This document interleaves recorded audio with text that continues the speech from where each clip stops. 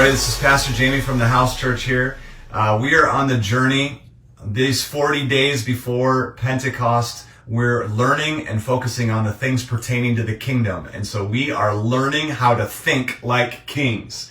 And so today's lesson is out of Proverbs Chapter 14, where Solomon instructs a woman who feels powerless.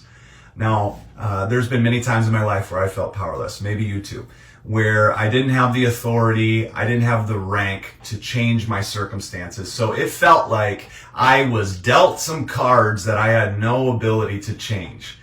And Solomon is speaking to that exact issue, that when you feel powerless, the reality is that if you possess wisdom, if you'll embrace wisdom, then in wisdom, you have the ability to turn things for good. And so this is Proverbs chapter 14, verse 1.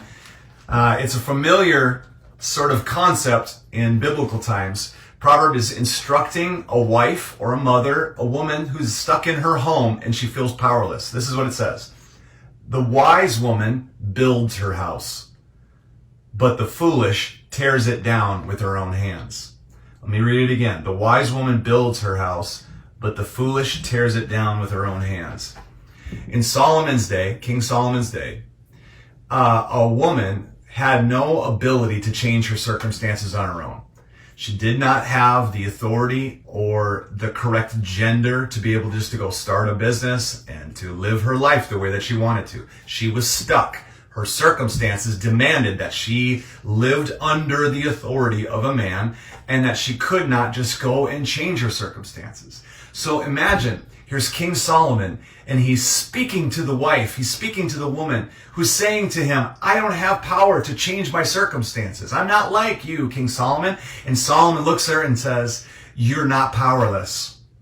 And if you have felt like things are outside of your control today, let me speak this to you. You are not powerless. You may not be able to change all the circumstances surrounding your situation, but you have, through wisdom, the ability to make it better. This is exactly what he says to the woman.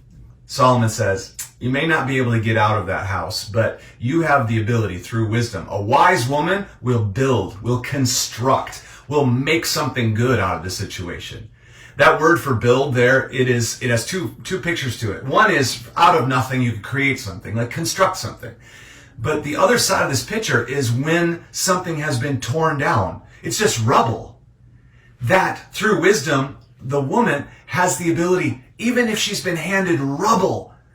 I can't change my circumstances, but through wisdom, you could rebuild something and make it beautiful. So no matter what life has handed you, right? If you've been handed lemons, make lemonade. This is the advice of Solomon as well. He says you're not powerless.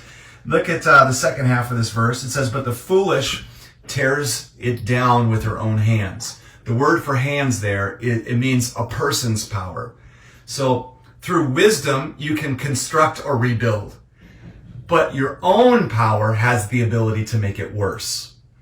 And so to tear down, the foolish woman will look at her circumstances and just begin to complain.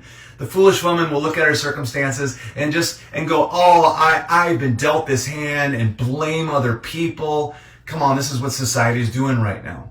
Instead of blaming others, maybe you can't change your circumstances, but with your power, you could make it worse. So instead of making it worse, how about through wisdom, let's turn whatever situation has come upon you for good. Now, that's it. This is the king's thinking. This is how kings think. No matter what situation you have been handed, a king always turns it for good. And that also is the life lesson that Jesus taught us.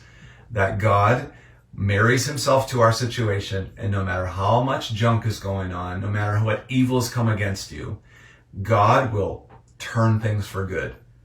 Now, you are a child of the king, and so it is also your assignment that no matter what life has dealt you, it is your job to turn it for good.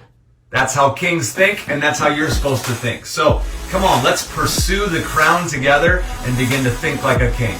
God bless you guys. Have an amazing, amazing day.